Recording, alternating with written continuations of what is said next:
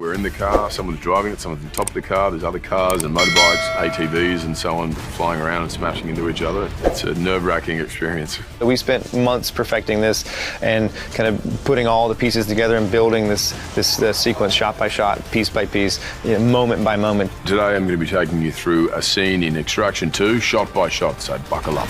For all of this to work, this 22-minute sequence, it's not obviously one take. There's a lot of wipes. The trained eye might be able to pick where these handoffs are happening.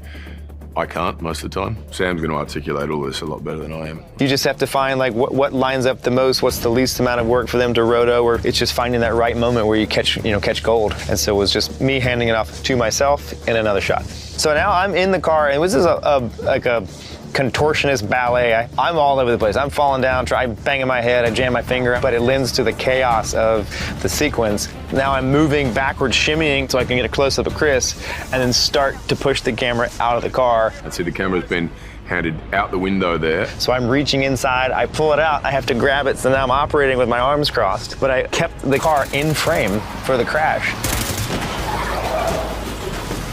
And there was a guy in that car. This guy's built from something pretty special.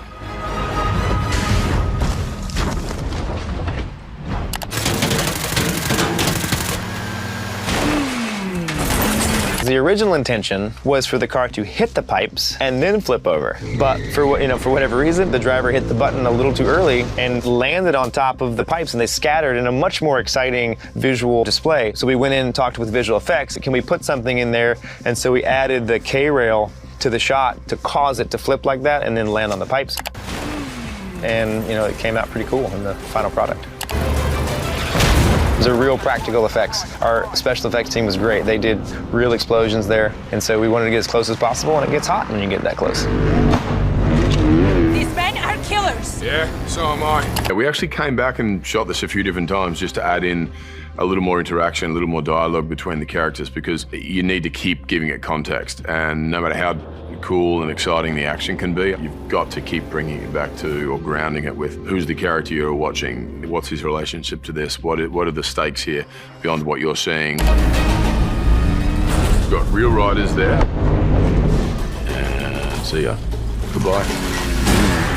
Boom.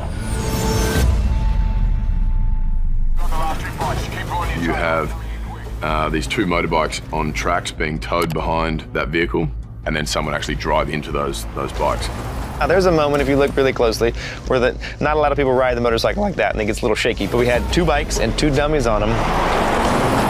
I just love throwing in things like that. It's a throwback to me from, Jim Henson to the westerns of the 50s and 60s where dummies falling off of cliffs. It's just such a old school way of doing something like this. Bravo team, with 2 mics out, get ready for exfil. I really wanted to see Chris Hemsworth as the car flips over. The way to execute that was, with blue screen to keep it safe for Chris, and then when that explosion happens and the car starts to tip, we had a hydraulic lift on the car, so it starts to tip on the blue screen, and then during that motion, we stitch to practical location, practical stunt driver actually flipping the car over. I was standing on the side of the set watching this, and he got out, shook it off, thumbs up, and on we went. Girls hurt, we gotta move! A real firebomb going off and a real car flipping with our actors. Both those actors had to move at the right time in order for not to get squashed themselves. Adam Bessa and Gulshifta Farahani right there near 10 feet from that explosion. I think we must have done about 20 takes through here, and I'm carrying the little girl. Chris is like, I don't want to run anymore. I'm like, I'm running with you, man. I'm right there with you. This was the most painful sequence, funny enough, out of all the things I'd done. It's just running with her. And I knew at the end of this, Chris was like, just get me on that train.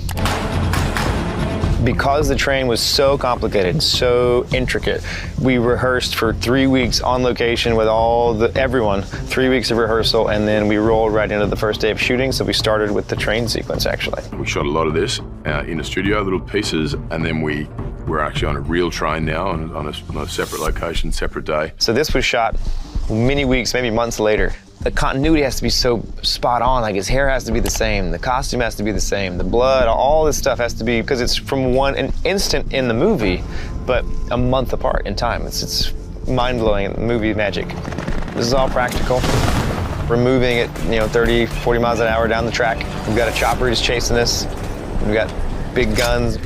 And I'm getting cues just off camera saying, okay, now. So I walk back out here, roll up the door, and there's the helicopter waiting. And then we have squibs on the deck there, so all those things were exploding. They're little timed charges. But he's firing blanks. He got a real helicopter.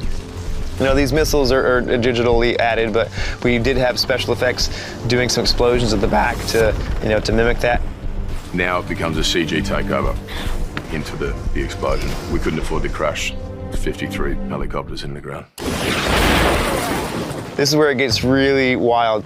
You know, you're trained here, moving at speed, real helicopter, landing on a train, and none of those guys are harnessed in. There's 5 stunt performers and para-rescues hopping off of this helicopter. If one of them falls off the edge at this point, they're dead. You know, this is a pretty risky sequence. At this moment, I'm close enough to reach out and touch these guys. Part of the reason that I put myself in those spots is because I've been in some tough spots before in my career with stunts, and there's kind of an innate body awareness that you really only get having been in those kind of situations. You know, we got just an incredible shot. And this is all part of the elaborate orchestration that Sam Hargraves put together. It's pretty cool. Thank you for going through this sequence with me, shot by shot. Now check out Extraction 2, only on